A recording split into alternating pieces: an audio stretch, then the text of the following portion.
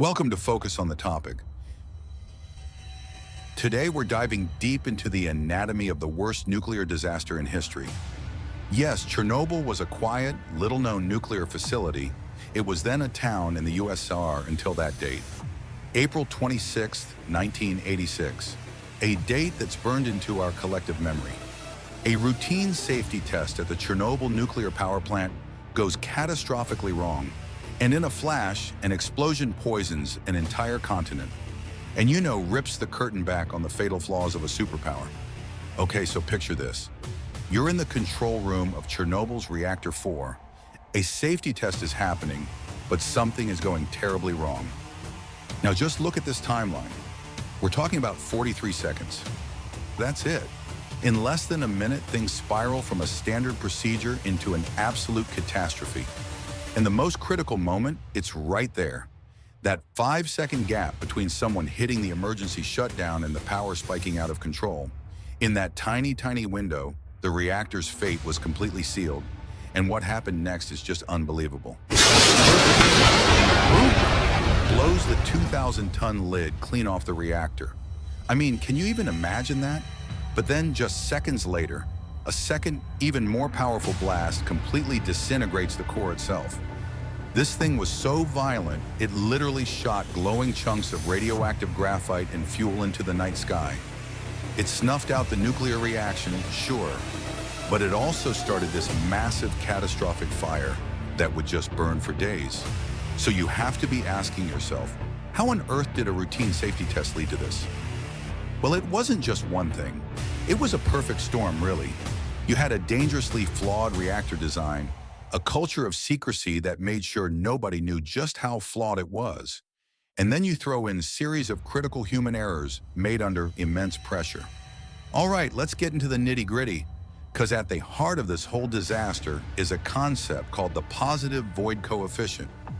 Now, I know that sounds super technical, but stick with me. In most nuclear reactors, if things get too hot, steam bubbles form in the cooling water, and that acts like a brake, slowing everything down. It's a built-in safety feature. But in this RBMK reactor at Chernobyl, those same steam bubbles did the exact opposite. They were like hitting the accelerator. So the hotter it got, the faster the reaction went. It's an absolutely terrifying feedback loop. Looking back, this test was just doomed from the get-go. First, there's a 10-hour delay. This shoves the whole thing onto an unprepared night shift crew that wasn't supposed to do it. Then, an operator error makes the reactor power just plummet way down to about 1% of what they needed. So what do? To try and get the power back up for the test, they start making these just incredibly reckless decisions. They disable multiple automatic safety systems, and then the big one, they pull out almost all of the control rods from the core. They basically put the reactor into this extremely unstable state. It's like trying to drive a Formula One car with no brakes and no steering. And you have to understand, this RBMK reactor design was, well, it was a total outlier. It was fundamentally different from the reactors you'd see in the West. For starters, it was super unstable at low power, exactly where they were operating it. It had that dangerous positive void coefficient we just talked about, and it used a graphite moderator which can actually catch fire. But maybe the biggest flaw, the most critical difference, was that it didn't have a real containment building. You know that big, strong dome you see on most reactors? It's the last line of defense. The RBMK didn't have one. The potential for this exact catastrophe was literally built into the system from day one. So here's the most tragic, horrifying paradox of this whole story. That AZ-5 emergency shutdown button they pressed, the button that was supposed to save the reactor, that's the button that actually destroyed it. It turns out the control rods had this fatal design flaw. They had graphite tips, so for the first few seconds as they were going into the core, those tips actually displaced water and caused a massive power surge before the part that was supposed to absorb the reaction even got there. And in the unbelievably unstable state the reactor was in, that tiny momentary power spike was all it took. The reactor exploded before the shutdown could even finish. Now the explosion itself was just the beginning. What happened next in the immediate aftermath? Well, that's where the story turns into a human tragedy of almost unimaginable proportions. A story of incredible bravery, yes, but also of devastating official denial. We didn't know it was the reactor. No one had told us. I mean, that quote from a first responder just says it all, doesn't it?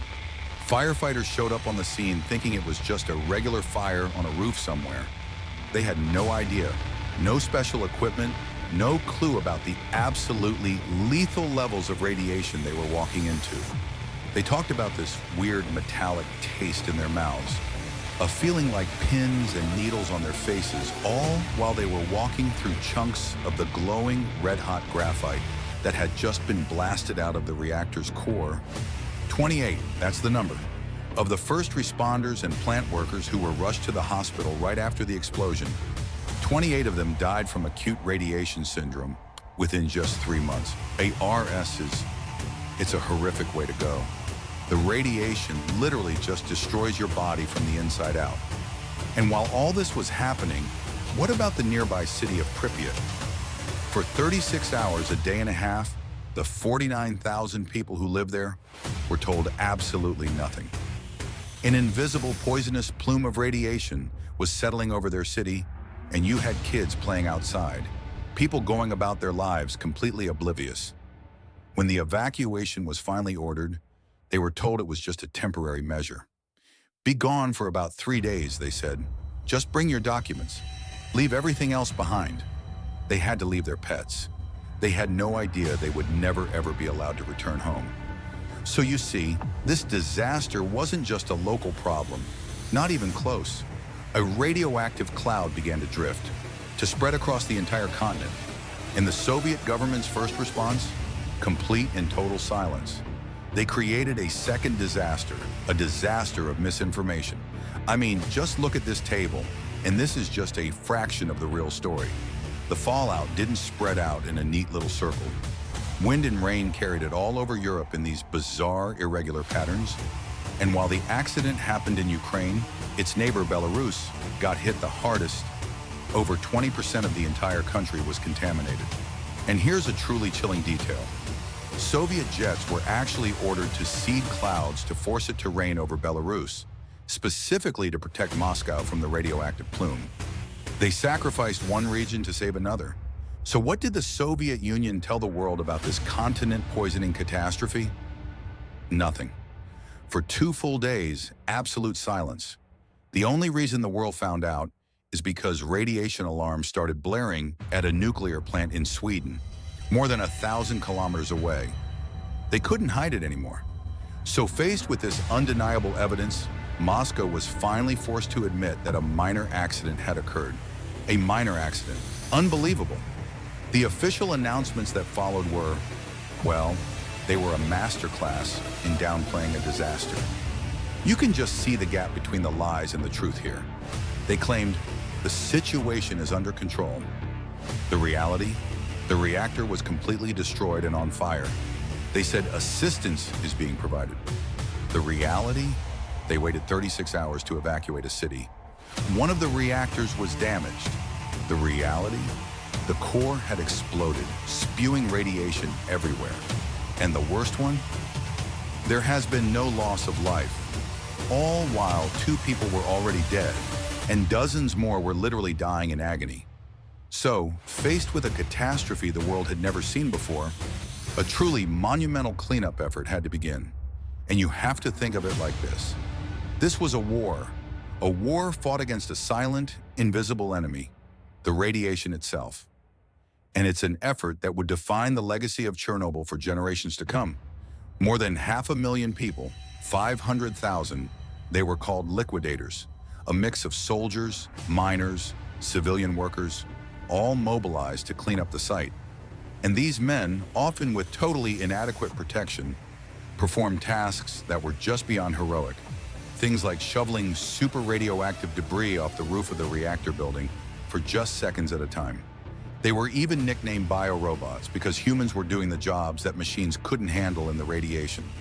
The #1 priority was to entomb the destroyed reactor. They had to stop it from leaking any more radioactive dust into the atmosphere.